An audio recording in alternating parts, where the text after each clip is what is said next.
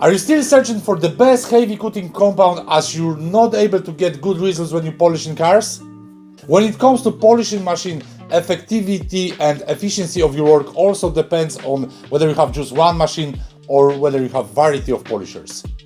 So if you already have selection of compounds, you have polishing pads, you have your polisher, but you can't get the results in terms of removing imperfections from the paint, watch this video. I will show you what you're missing.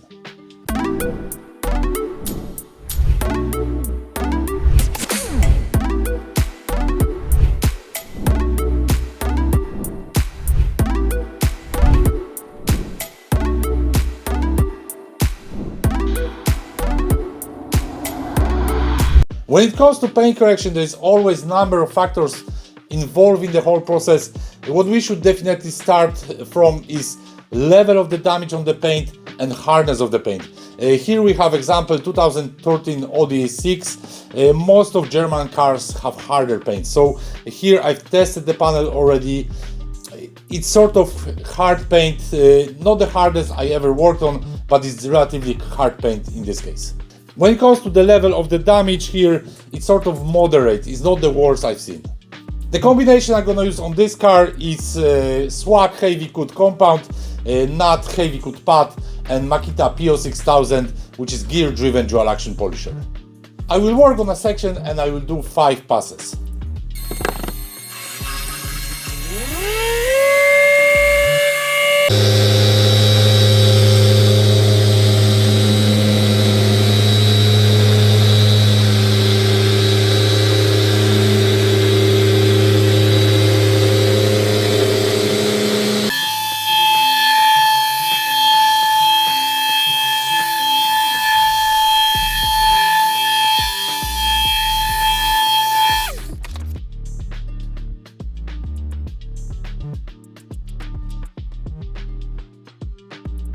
So here is the result. After 5 passes, that's what I achieved.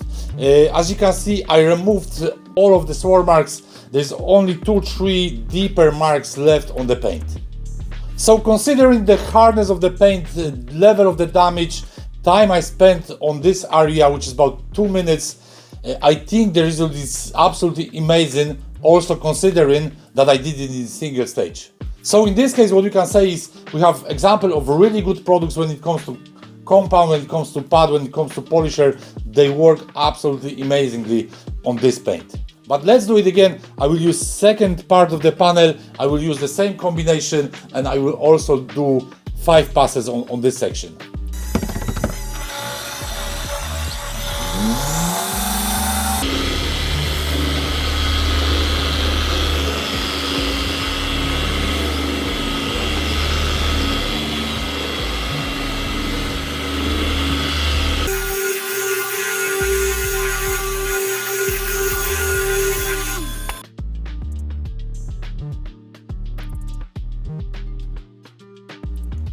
So here is the results. Of course, in this case we got some improvement. However, the result is totally different compared to the fourth section. In this case, I only removed like 30 to 40% of imperfections from the paint. So in general, what does it mean? Does it mean that the compound, pad or the polisher are not working anymore? Absolutely no. I simply changed the way of working. That's why the result is completely different. So if you want to achieve really good results, have your work very efficient, what you need to do is, after having good quality compounds, pads, having polisher, you need to put a lot more into your work than just the compound and pad. So first of all, what you should do is you should start to think exactly what polishing does to the paint. When it comes to imperfections, they're not on top of the paint, but they're in the paint. So the surface is damaged.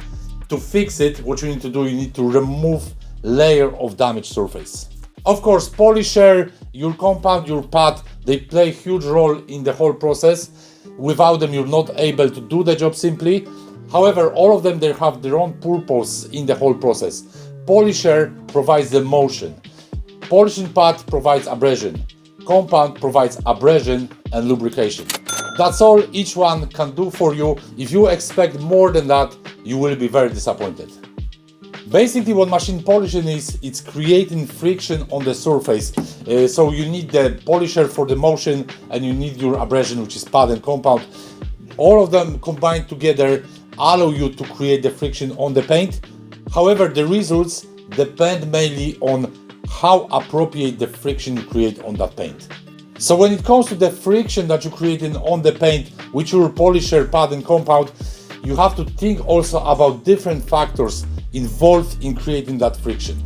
What the factors are: first one is the area, second one is the speed of the polisher, third one is your technique, so how fast you're working with the polisher, fourth one is the pressure that you apply on the polisher, and the fifth one is the time that you spend with the polisher on this section.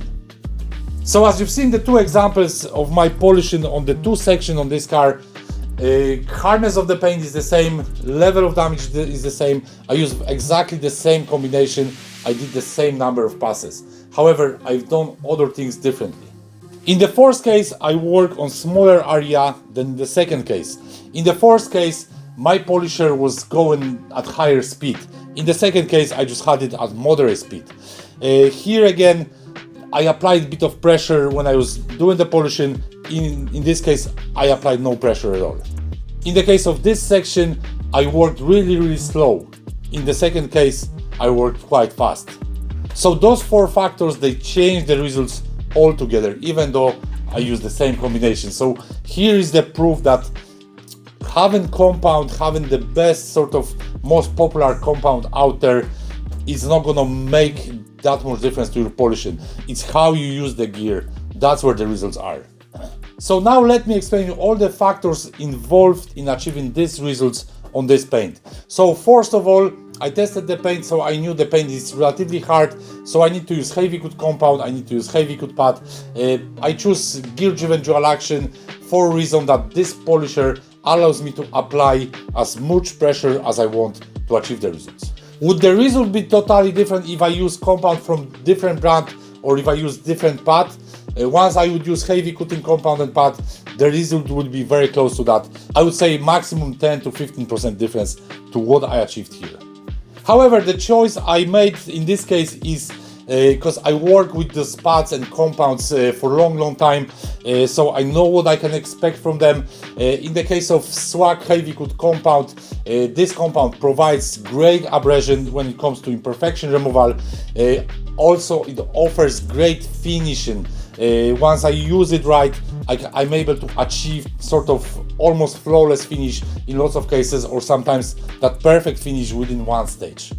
The compound also provides great lubrication just at the level that I would be expecting from top quality compound. When it comes to pads, the reason why I choose not heavy coat pads is those pads have kind of unusual feature that they're very hard at the start, but from use, from polishing, they become a bit softer. So at the start I have extremely good coating power, but when I'm working with this pad, it gets softer, so it acts like medium or soft pad. So that's why I'm able to achieve such a great result within one step. Why do I pick this polisher before I pick rotary polisher, even though rotary polisher might give you sort of quicker imperfection removal? The reason of that is this polisher, the gear driven dual action, doesn't build up heat as quick as the rotary will. Another reason why I pick this polisher when it comes to dealing with this type of paints is the pressure. As I mentioned before, I can apply as much pressure as I need or as I want to achieve the results. This polisher will not stop or slow down when I use it compared to standard dual action polishers. The next very important factor is the area that we work on. I usually pick area about 16 by 16 inches, which is also 3 by 3 size of my pad. This is sort of most optimal area for polishing. If I increase the area, I'm reducing my results. Of course, it doesn't mean that you need to always work on this size of area when you polish in car, because it sort of changes. You need to adjust your area to achieve the result in sort of most effective and efficient way. So in some cases, if you increase it, it might still give you good results. Sometimes you need to decrease it to achieve sort of quicker progress. When it comes to the speed of the polisher, if you think about the friction, the higher the speed will be, the more friction you creating on the paint. So in result, you'll be removing the paint the quickest. So I basically, what I do when I want to remove paint, especially in cases where when the paint is hard, badly damaged, I try to work on the highest possible speed that is practical for this paint. However, if you're working with polisher on higher speeds, you always should be aware that there might be heat buildup, so you need to kind of control it too. You don't want to overheat the paint. Of course, if I use slow gear, I will make some progress, but in this case, there will be a lot less friction compared to higher speed, and my progress will be much slower. Another very important factor when it comes to polishing, whether you're using gear-driven dual action or whether you're using standard dual action machine, is how fast you work with the polisher. Basically, if you work quite fast, you're not letting the machine to do its job. So in this case, I work very slowly, and that allows the machine to do a lot of work. That creates a lot of friction on that paint. It removes it very quick. When it comes to your speed, you can simply control it by counting seconds when you're working on area, for example, like this. It should take you anything between 7 to 10 seconds when you're working with the polisher on one length. If it takes you 2 to 3 seconds to cover this area, then that's probably one of the main reasons why you're not getting the results there. And the last very important factor that makes my work very efficient is number of passes that I do on this area. So basically, years ago when I was learning polishing, I could be doing 30 passes on one section, and even that the number of passes was huge, I still wasn't getting the results. So if you want to use your time the most efficient way, what you should think about is compounds these days. Most of modern compounds, they have diminishing properties. So what that means is your compound at the start has the most abrasive properties, but when you're using it, the abrasive properties, they get smaller and smaller all the time. So from my perspective, doing 6 to 8 passes maximum is where your work is effective and efficient. If you do 20-30 passes on the section, then you're simply wasting your time.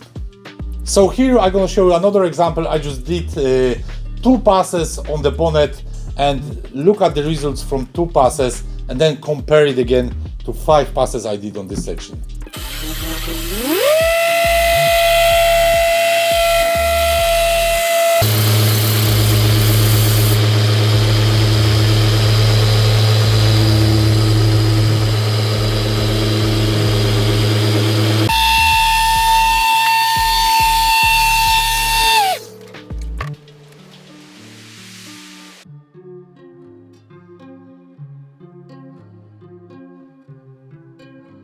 So you can clearly see that 2 good passes with all the factors put in place there are much more effective and efficient than 5 random passes done on this section. To recap the video, machine polishing, paint correction is not rocket science. However, it's not about the compound, pad and polisher itself. You can have the best gear out there, but you still might struggle until you understand that there is other factors involved in that. And the biggest thing that you should always think is the friction. And once you know how to create that friction there, you should have no big issues to achieve good results.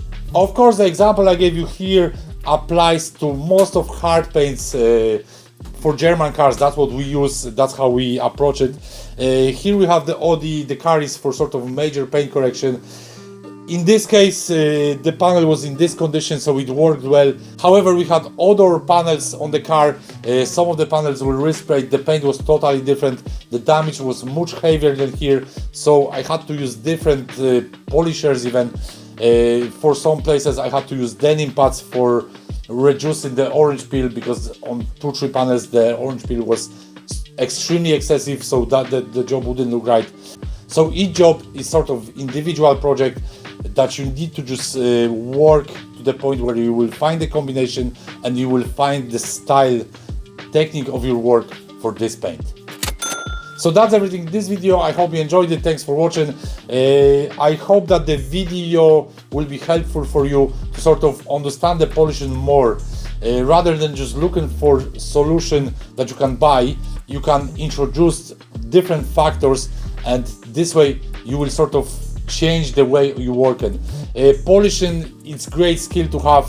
If you're running detailing business, definitely something that you need to work to the point where you have the skill at the very high level. If you have any questions, comment below. If you like this type of content, make sure to subscribe my channel so you won't miss another videos that I'm gonna publish in the next while. And see you on the next one.